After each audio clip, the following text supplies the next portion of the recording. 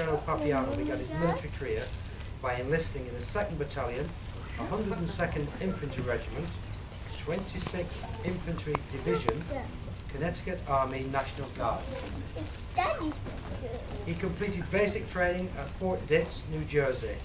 Between 1983 and 1986, while in the Reserve Officer Training Corps at the University of Connecticut, he completed Airborne School, earned a degree in civil engineering, and was commissioned a second lieutenant in the U.S. Army Corps of Engineers.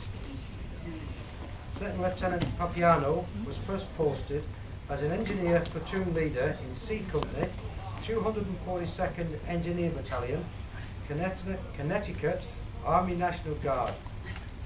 In 1987, he was assigned to active duty with A Company, 3rd Engineer Battalion, 24th Infantry Division, Fort Stewart, Georgia.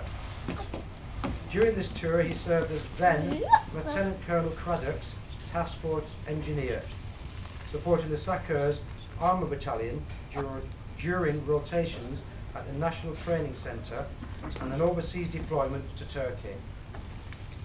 Lieutenant Papaioannou concluded his time with the 3rd Engineer Battalion in support of the Division Cavalry Squadron, leading the 24th Infantry Division into Iraq for Desert Storm and earning the cavalry spurs he now proudly wears.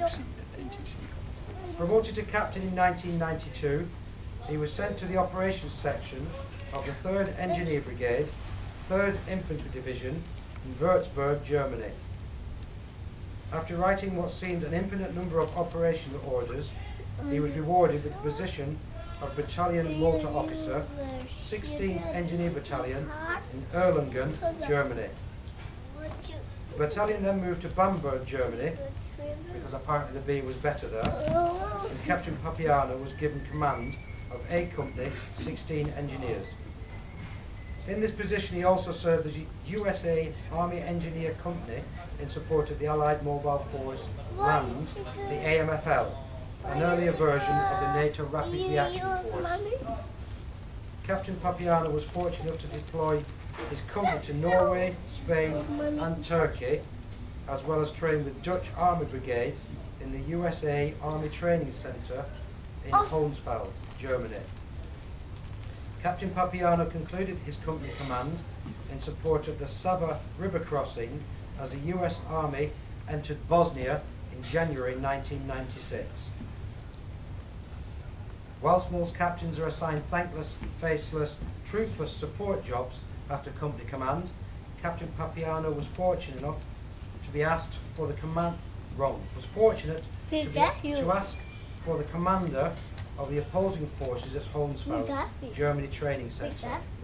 From 1996 to 1998, he enjoyed serving as the Op 4 Regimental Engineer, honing his combat engineering skills to a fine edge and enjoying the company of infantrymen and tankers.